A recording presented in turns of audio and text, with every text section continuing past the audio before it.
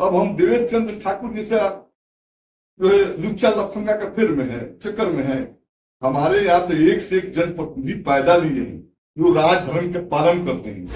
यादव और मुसलमान और पिछड़ा किसी का मुहताज थोड़े है, दलित किसी का मुहताज थोड़े है। आज हमारे यहाँ लोग एक से एक स्कॉलर पैदा हो गया, हमारे यहाँ एक से एक ब्यूरोक्रेट्स है, हमारे यहाँ एक से एक प्रोफेसर है, डॉक्टर से, इंजीनियर है, साइंटिस्ट है। चुनाव क्यों लड़ते हैं, वोट क्यों उनसे मांगते हैं? और अगर इनसे एलर्जी है तो नीतीश कुमार जी तो पिछड़ी जाति की पार्टी बनाए हुए, उस पार्टी में क्यों है? अपने बाप की एक पार्टी बना लेना चाहिए, उसे चुनाव लड़ना चाहिए। हिम्मत है।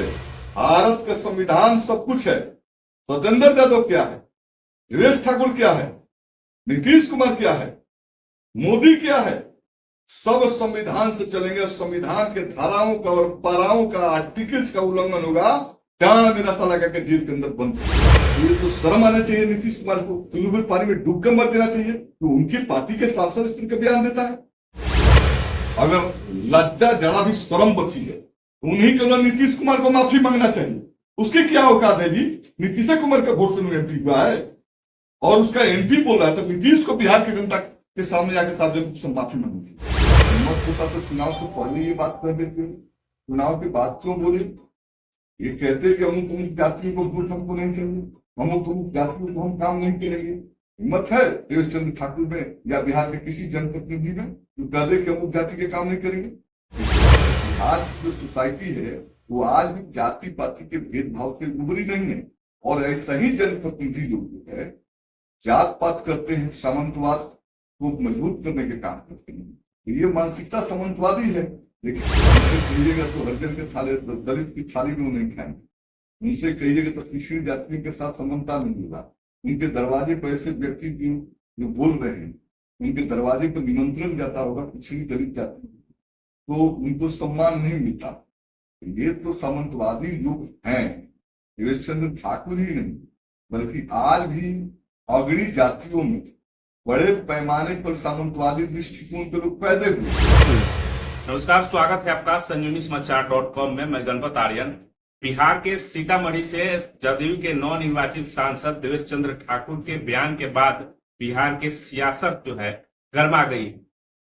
दरअसल बिहार के सीतामढ़ी से जदयू के सांसद ने यह बयान दिया है कि यादव और मुसलमानों ने उन्हें वोट नहीं दिया है, इसलिए उनका काम वो नहीं करेंगे। अभी इस मुद्दे पर बातचीत करने के लिए हमारे साथ मांझी के विधायक डॉक्टर सत्येंद्र यादव हैं।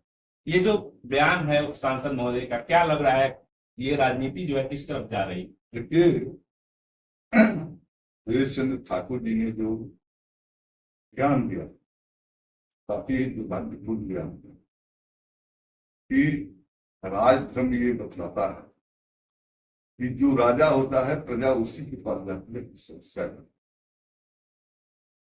और राजधर्म बतलाता है ये कि प्रजा की समस्या के समाधान जनप्रतिनिधि या राजा को करना।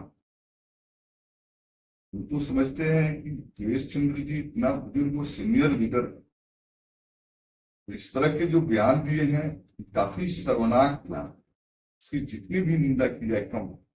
राजधर्म को हर जनप्रतिनिधि को पालन करने के ऊपर वोट हमको कौन देगा, वोट हमको कौन नहीं देगा, ये राजधर्म में नहीं आता है।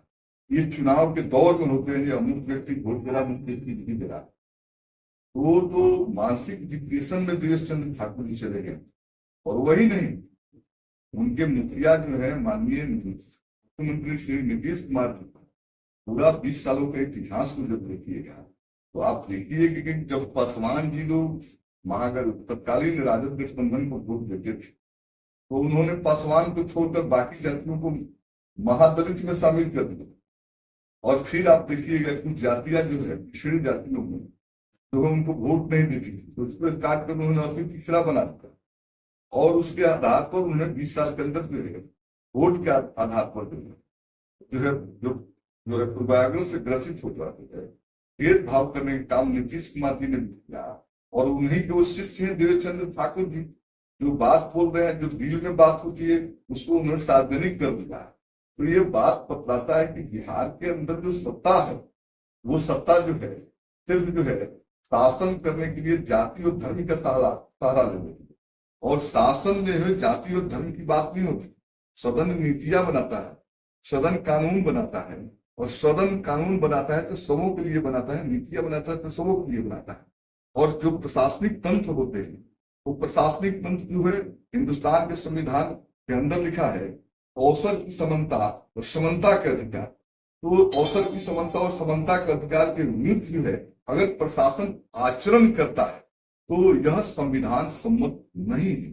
और देवेश चंद्र ठाकुर जी एक निर्वाचित जनप्रतिनिधि जो भारत के संविधान के आधार पर ओथ लेते हैं, और इस तरह के उन्होंने जो बात किया, मैं समझता हूं कि भारत की संसद जो है उन पर कार्रवाई करनी चाहिए कि ये संवैधानिक मर्यादा के खिलाफ, ये लीगल है, ये लीगल स्टेटमेंट नहीं है। तो देवेश चंद्र ठाकुर जी पर इसलिए कार्रवाई होनी चाहिए कि आप संविधान का ओथ लेते हैं, आप नॉमिनेशन करते हैं तो एफिडेविट देते हैं, आप लिखते हैं कि हम भारतीय नागरिक हैं, हमारा ये सारी चीजें करते हैं। और संविधान जब संसद चलती है, संसद की सदस्यता लेते हैं, तो आप संविधान को आधार बना के संविधान की यूज। और यहाँ आप बोल रहे हैं, ये बोल रहे हैं, जो बात कह रहे हैं कि अमुक अमुक जाति को चाय और नाश्ता कराएंगे, काम नहीं करेंगे। तो मैं एक बात बता देना चाहता हूं, ये संविधान के प्रति जो सच्ची श्रद्धांजलि का ओथ है, उसके साथ सीधे सीधे जो है बलात्कार करने की वो बात करें, संविधान का उल्लंघन करने की बात करें, यह काफी ही निंदनीय है। और हम समझते हैं कि सुप्रीम कोर्ट को और संसद को संज्ञान लेना चाहिए। इस तरह की जो आदत बन जाएगी तो लोकतंत्र की एक खासियत है, पक्ष भी होते हैं विपक्ष भी होते हैं, कोई जनप्रतिनिधियों के अंदर ये हिम्मत पैदा होगा कि देवेश चंद्र ठाकुर ने जैसे भेदभाव किया, दूसरा भी प्रतिनिधि उसी मार्ग में चलेगा, समाज और संविधान और प्रशासनिक तंत्र जो है चरमरा कर टूट जाएगा। तो मैं समझता हूं कि इस पर जो है संसद को संज्ञान लेने की जरूरत है, क्योंकि जो संविधान को मानने के लिए तैयार नहीं है उसको संसद की सदस्यता रद्द होने का कोई जरूरत नहीं। बिहार में सबसे ज्यादा संख्या यादवों की है, उसके बाद मुसलमानों की है, और इस तरह का बयान देना कि यादवों का काम और मुसलमानों का काम नहीं करेंगे, तो क्या उनकी जो सामंती विचारधारा है, ये जो बयान है उसको दर्शाता है? बिल्कुल, मैं तो कहा हमारा देश सामंतवाद का गढ़ था, जो है सामंतों के हाथ से जमीन निकल गई, हाथी भी उनके हाथ दरवाजे से निकल गई। अब उनके अंदर मानसिकता होगा हाथी का शिकार हो, और इस तरह से दुर्व्यवहार पहले भी करते थे, सिर्फ यादव और मुसलमान के साथ थोड़े करते। उनसे कहिएगा तो हरिजन के थाली, दलित की थाली में नहीं खाएंगे, उनसे कहिएगा तो पिछड़ी जातियों के साथ समानता नहीं होगा।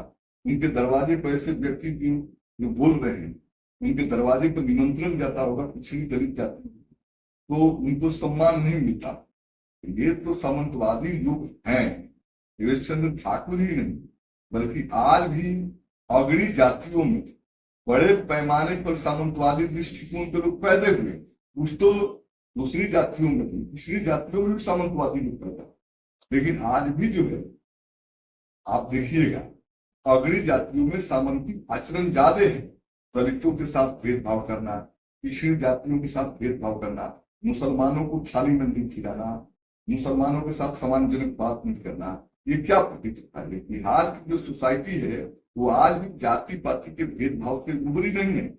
और ऐसा ही जनप्रतिनिधि लोग जो है जात पात करते हैं, सामंतवाद को मजबूत करने के काम करते हैं, तो ये मानसिकता सामंतवादी है। लेकिन मैं एक बात बता देना चाहता हूं कि बिहार जो है अम्बेडकरवादियों का, वामपंथियों का, समाजवादियों की धरती, इस तरह की मानसिकता वालों को जगह नहीं मिलता है। हिम्मत होता तो चुनाव से पहले ये बात कर देते, चुनाव के बाद क्यों बोले? ये कहते कि अमुक अमुक जातियों को वोट हमको नहीं चाहिए, अमुक अमुक जातियों को हम काम नहीं करेंगे। हिम्मत है देवेश चंद्र ठाकुर में या बिहार के किसी जनप्रतिनिधि में जो कह दे कि अमुक जाति के काम नहीं करेंगे? यह जो है बहुत ही दुर्भाग्यपूर्ण बात है कि ऐसे लोग जनप्रतिनिधि संसद के उल्लंघन करते हैं, और उनके मुंह से लोग विधान परिषद के चेयरमैन रहे, और नीति जी कैसे कैसे लोग बनाते हैं। ये मतलब पहली बार वो जनता के बीच गए हैं चुनाव लड़ने के लिए, लगातार एमएलसी। हाँ, लगातार वो एमएलसी से फर्स्ट टाइम पार्लियामेंट सदस्य बने, इस तरह के आचरण कर रहे हैं, तो समझता हूँ 1952 से लेकर आज तक कोई प्रतिनिधि ऐसा बात नहीं बोला। 1952 में फर्स्ट इलेक्शन हुआ, 2024 में इलेक्शन हुआ, ऐसा स्टेटमेंट किसी जनप्रतिनिधि नहीं दिया। तो मैं समझता हूँ कि इनकी सामंती मानसिकता जो है और रक्षित हुई, यादव और मुसलमान थे, बाकी जातियों के साथ भी तो वो भेदभाव करते, बाकी जातियों के पात में खाते नहीं, बाकी जातियों से तो हाथ नहीं मिलाते, बाकी जातियों के साथ समानता का व्यवहार नहीं करते। ये बात तो है, और सिर्फ वो नहीं कह रहे भी इंटरनेशनल इनइक्वालिटी असमानता के जो आंकड़े जारी हुए। उन्होंने ये भी कहा है कि यादव और मुसलमानों का काम करते हो मुझे उनमें लालू यादव का ललटेन नजर आता है। अब तो मैं कहूं कि अब मैं तो उस तरह की टिप्पणी नहीं करूंगा।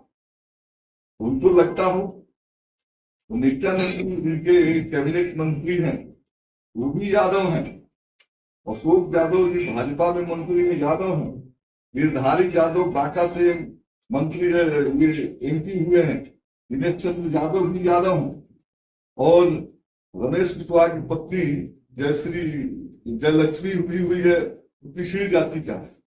इतना ही उनको घमंड है कि उनको पिछड़ी जातियों से, दलितों से एलर्जी है, तो चुनाव क्यों लड़ते हैं, वोट क्यों उनसे मांगते हैं? और अगर इनसे एलर्जी है तो नीतीश कुमार जी तो पिछड़ी जाति की पार्टी बनाए हुए, उस पार्टी में क्यों है? अपने बाप की एक पार्टी बना लेना चाहिए, उससे चुनाव लड़ना चाहिए। बात तो करते हैं नीतीश जी भी जो दलितों के, पिछड़ों के, दलितों का, अति पिछड़ों की बात करते हैं, और इस तरह की मानसिकता के लोगों को अपने दल में पुष्पित पीड़ित कर रहे हैं। तो ये तो शर्म आना चाहिए नीतीश कुमार को, चुलबुल पानी में डूबकर मर देना चाहिए। तो उनकी पार्टी के सांसद इस तरह का बयान देता है, तो मैं समझता हूं कि इस तरह के लोग को नीतीश कुमार जी जो है कैसे पचा पा रहे हैं, कैसे रख पा रहे हैं, ये समझ से परे है। और उनको यादव और मुसलमान से एलर्जी है, तो मैं तो कहा उसी जदयू में जमा खान है, क्या उनमें नहीं दिखता? दिनेश चंद्र जी, गिरधारी जी, खालिद अनवर जी, ये सब लोग तो उसमें है ना। तो मैं समझता हूं कि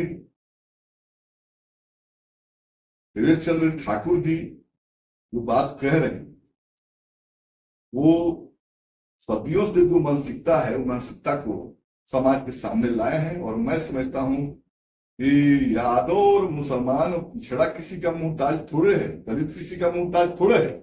आज हमारे यहाँ लोग एक से एक स्कॉलर पैदा हो गया, हमारे यहाँ एक से एक ब्यूरोक्रेट है, हमारे यहाँ एक से एक प्रोफेसर है, डॉक्टर से, इंजीनियर से, साइंटिस्ट है।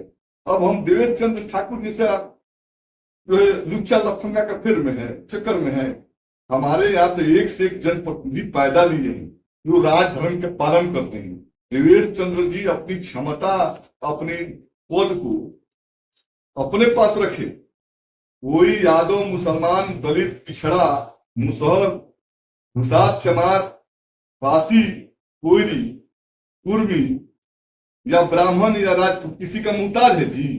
सबके यहाँ लोग अब सक्षम हो गए हैं और कोई जनप्रतिनिधि पर निर्भरता नहीं है। हिम्मत है, भारत का संविधान सब कुछ है। सत्येंद्र यादव क्या है, दिनेश ठाकुर क्या है, नीतीश कुमार क्या है, मोदी क्या है, सब संविधान से चलेंगे। संविधान के धाराओं का और पाराओं का, आर्टिकल्स का उल्लंघन होगा, डांड में नशा लगा के जेल के अंदर बंद किया जाए। ये देवेश चंद्र ठाकुर कौन है? इसलिए मैं कह देना चाहता हूं इस तरह की बयानबाजी बंद होनी चाहिए, नहीं तो समानता के अधिकार के खिलाफ, अवसर की समानता के अधिकार और प्रशासनिक ढांचा के ऊपर जो हमला बोल रहे हैं, कानूनी कार्रवाई की जाए।